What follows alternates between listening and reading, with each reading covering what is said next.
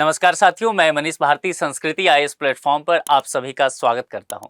साथियों, मां के दूध को नवजात बच्चों के लिए ना सिर्फ पौष्टिक आहार के तौर पर देखा जाता है, खाद्य पदार्थ उसके लिए देखा जाता है, बल्कि उसे अमृत माना जाता है।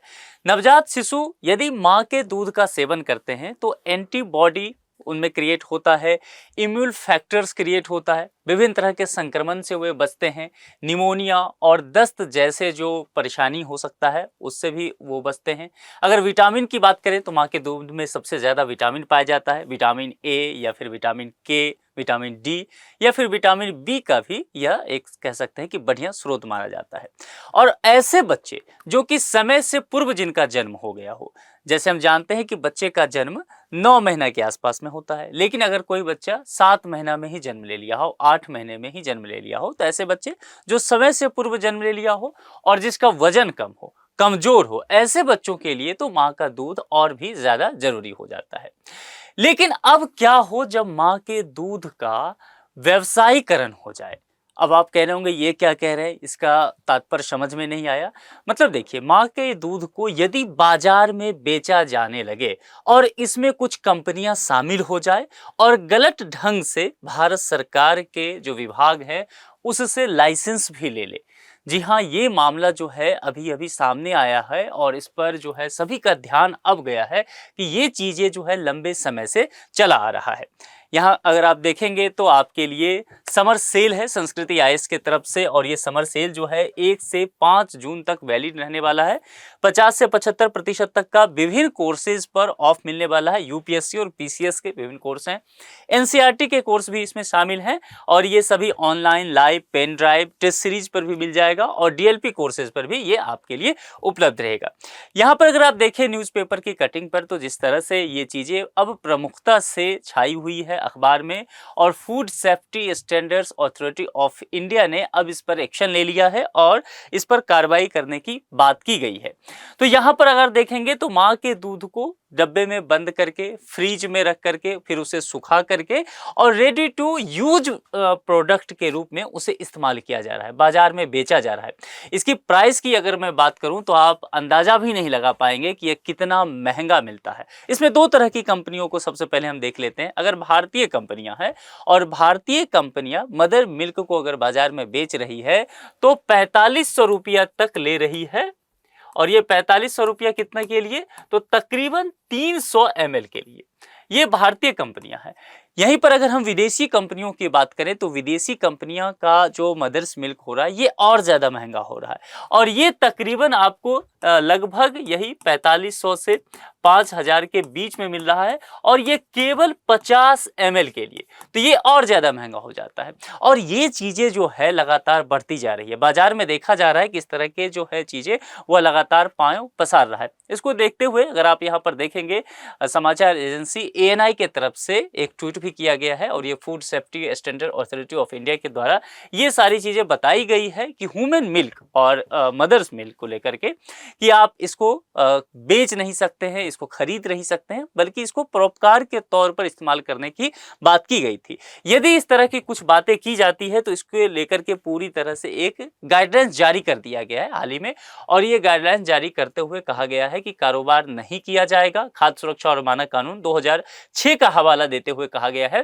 कि मदर मिल्क का या ह्यूमन मिल्क का आप प्रोसेसिंग नहीं कर सकते हैं, सेल नहीं कर सकते हैं। कार्रवाई के तहत यदि ऐसा पाया जाता है तो 5 साल का सजा हो सकता है और 5 लाख तक का जुर्माना हो सकता है। अब एक प्रश्न उठता है कि क्या इस तरह की बातें हुई है, क्या कुछ कंपनी ने ऐसा किया है, क्यों यह मुद्दा चर्चा में आया है? तो बिल्कुल इस तरह की बातें हुई है, और एक ब्रिटिश कंपनी है जिसका इंडिया में एक ब्रांच है, उसका है न्यूलेक्टा लाइफ साइंसेज।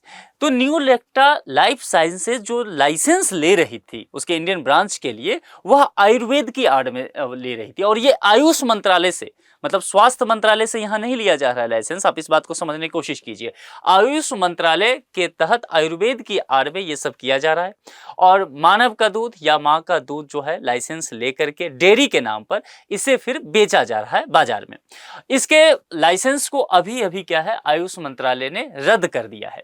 एक और कंपनी है, और यह कंपनी है नेस्लॉक बायो साइंसेज।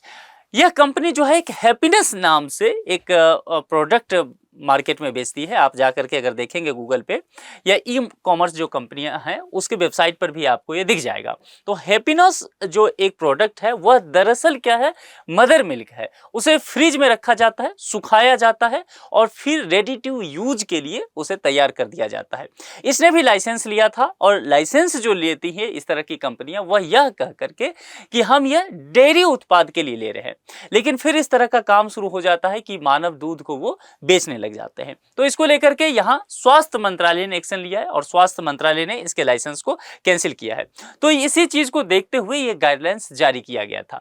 अब यहाँ पर जो कुछ अहम बातें आ जाती है यह कि आखिर इस तरह की चीजें हो क्यों रहा है। देखिए, दुनिया भर में बच्चों को पर्याप्त माँ के दूध नहीं उपलब्ध हो पा रहे हैं। जिस तरह से आप अखबारों में देखते होंगे, रेडियो पर या आप टीवी पर समाचार सुनते होंगे कि डॉक्टर के द्वारा बराबर यह सलाह दिया जाता है, भारत सरकार के द्वारा से या दुनिया भर की गवर्नमेंट के द्वारा से, WHO के द्वारा से सलाह दिया जाता है कि नवजात बच्चों को माँ का दूध ही पिलाया जाए। लेकिन माँ का दूध यदि इस मात्रा में उपलब्ध नहीं हो, फिर देखिए अगर यहाँ पर तो 8 लाख बच्चों की इससे मौत हो रही है और भारत में इसका व्यापक असर पड़ रहा है। ये सालाना आंकड़ा है। 1 लाख बच्चे बच सकते थे। 3.7 करोड़ जो है डायरिया, निमोनिया के मामले में चपेट में आ जा रहे हैं। $4 अरब से ज्यादा का घरेलू खर्च इस पर हो रहा है। 10.6 करोड़ डॉलर जो है देखभाल और इलाज पर खर्च हो जा रहा है। ये सब चीजें जो है इतने पैसे की बचत हो सकता था, या ये जो शिशु जिनकी मृत्यु हो रही है इनका भी जान बच सकता था यदि इनको समय पर माँ का दूध उपलब्ध हो जाता। इसको लेकर के बहुत सारे रिसर्च किए गए हैं जिसमें बताया गया है कि कितने बच्चे जो हैं इस वजह से कुपोषण के शिकार हो रहे हैं, या कितने का वजन कम हो गया है, या फिर पूर्ण रूप से विकसित नहीं हो पा रहे हैं। ये सारी चीजें जो है अपनी जगह है, लेकिन इस चीज को ध्यान में रखते हुए फिर क्या किसी तरह की व्यवस्था की गई है। तो देखिए यहाँ पर कंप्रिहेंसिव लैक्टेशन मैनेजमेंट सेंटर खोला गया है। अब इस तरह के सेंटर का क्या काम होता है, प्रश्न ये उठता है। देखिए, इस तरह का सेंटर जो होता है वह लाभ के लिए काम नहीं करता है, यानी कि उसका ध्यान जो है वह प्रॉफिट और लॉस पर नहीं होता है। यह एक तरह से इस तरह का सेंटर है जो कि परोपकार के लिए काम करता है। अस्पताल में होता है और उसमें भी यह सरकारी अस्पताल में भी खोला जाता है। अब इसका काम क्या होता है, तो ये माँ के दूध को जमा करता है, यानी कि स्टोर करने का काम। अब कहां से आएगा, देखिए हम सब, जैसा मैंने आपको आंकड़ा बताया कि मान लीजिए कुछ बच्चे कहीं जन्म लिए हैं और किसी जगह पर, जैसे अभी इजराइल और हमास में युद्ध हो रहा है, तो वहां बहुत सारे नवजात बच्चे होंगे, किसी वजह से या मिसाइल लग जाने से या दुर्घटना में उनकी माँ की मृत्यु हो जाती है। फिर वे अपने माँ का स्तनपान तो नहीं कर पाएंगे, उन्हें दूध नहीं उपलब्ध हो पाएगा माँ का दूध। इस स्थिति में वे बच्चे निश्चित तौर पर कुपोषण के शिकार होंगे। तो ऐसे बच्चों के लिए परोपकार के लिए बहुत सारी माताएं जो है वह आगे आती है। WHO और भारत सरकार भी इस चीज को बढ़ावा देते हैं, प्रोत्साहित करते हैं माताओं को कि आप जो है अगर दान कर सकते हैं मदर मिल्क तो आप जरूर आइए। और इस तरह के सेंटर में जाकर के माताएं जाती है और मानव दूध, या आप इसे कह सकते हैं माँ का दूध, वहां पर वो दान भी करती है। इसका व्यवसायीकरण नहीं किया जा सकता, एक बात ध्यान में रखना है।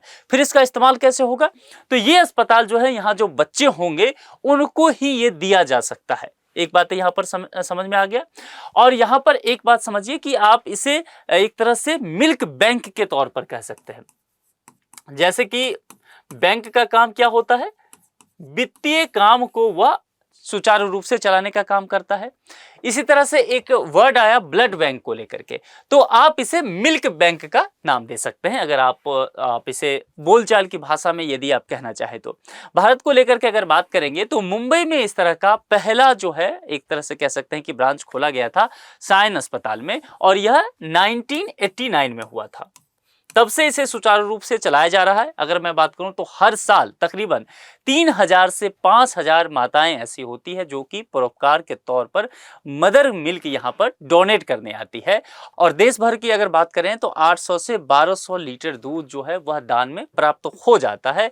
देश में इस तरह के सेंटर की अगर संख्या की बात करें तो 80 से अधिक सेंटर जो हैं ये उपलब्ध हैं पूरे देश में, मतलब मिल्क बैंक की अगर मैं बात करूं तो। और मैंने पहले बताया कि इस तरह के जो मिल्क बैंक बैंक हैं वह लाभ के लिए कार्य नहीं करेंगे।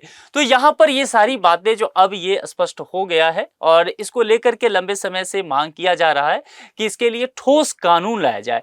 Breast feeding promotion network of India यानी कि BPNI जो एक संस्था है, यह लगातार यह मांग करती रही है कि इन सब चीजों की निगरानी के लिए एक ठोस कानून होना चाहिए, वह इसकी वकालत करती रही है। अब ये देखना होगा कि भारत सरकार इस पर कब ये कदम उठाती है या फिर food safety and standard authority of India किस तरह से आगे इस पर एक्शन लेती है, क्योंकि ये एक बड़ा मसला अब खुलकर के सामने आया है कि मां के दूध का कारोबार बाजार में व्यावसायिक तौर पर हो रहा है। चलिए, इस टॉपिक पर एक प्रश्न है, निम्नलिखित में से किस शहर में भारत का पहला कॉम्प्रिहेंसिव लैक्टेशन मैनेजमेंट सेंटर खोला गया था?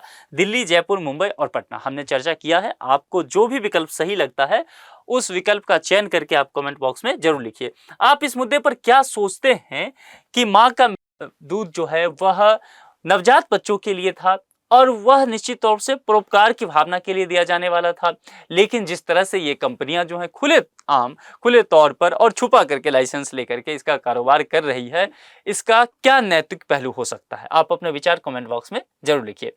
आज के लेक्चर में इतना ही रखते हैं, किसी दूसरे लेक्चर में किसी दूसरे मुद्दे के साथ मुलाकात होगी। अपना बेहद ख्याल रखिए। Thank you.